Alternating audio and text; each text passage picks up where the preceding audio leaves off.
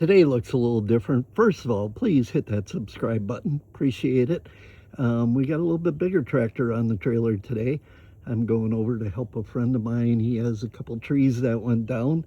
We're going to go over and get that cleaned up. Then I'm going to come back and I broke a spring on the garage door. Cable came off, so I got to fix that. And we'll probably do most of the video on that. You've seen chainsawing before. I may do something over there. We'll see. But heading over to help him out this morning. You know, I retired from my, if you want to call it, job back in 2020. And technically, I say I'm retired, but I'm really not. I now have the independence to choose what I do every day. And man, if you can get to that point, that's a great gift.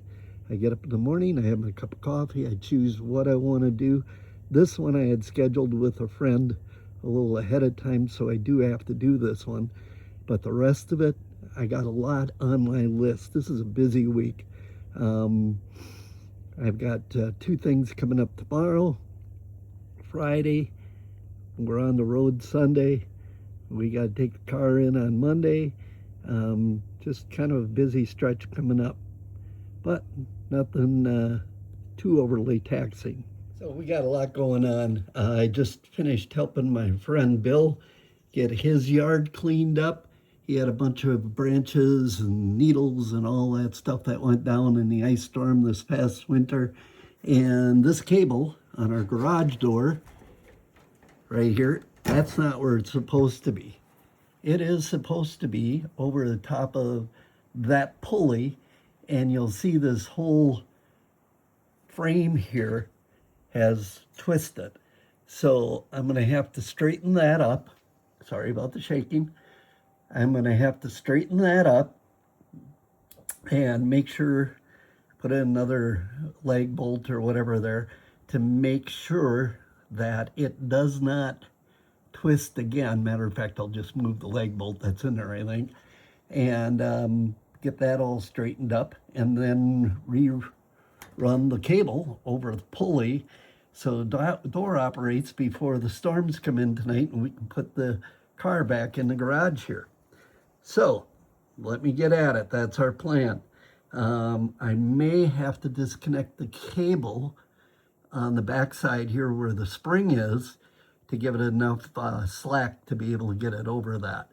But we'll see how it goes here. So let's quickly talk about what we have going on. We've got the emergency release string pulled down and open so that that door moves freely. I got the door all the way up. I took a vice grips, clamped it to hold the door all the way up. What that does is takes the tension off of my spring and cable so I can reroute it over that pulley that's up there. I've re-anchored the pulley and put that into solid wood. Also there's a spot where I threw in a drywall screw, and now we're going to go up and get that cable over that pulley and then reattach the cable to the S hook here that puts the tension on the spring. All right, so we got our cable back on the pulley. I kind of took this is your safety wire here. This runs through the spring. So if the end of the spring back here ever breaks, that safety pulley that safety wire runs through that spring and is going to keep that spring from catapulting down and damaging your vehicle or damaging something on the shelves or damaging you. Now, I will warn you, these springs have a high amount of tension to them. I won't even do the single spring that goes above the newer torque springs that they have. I won't touch those. I have a professional do those. And so you got to be super careful with these, just to make sure that that thing doesn't snap loose and kill you. So just be warned on that. Hit that like and subscribe button. Check out the other videos at Perrodin the Project Specialist. We got this kind of tidied up. I got to take care of my wire here yet, this one. But we should be all set, ready to go.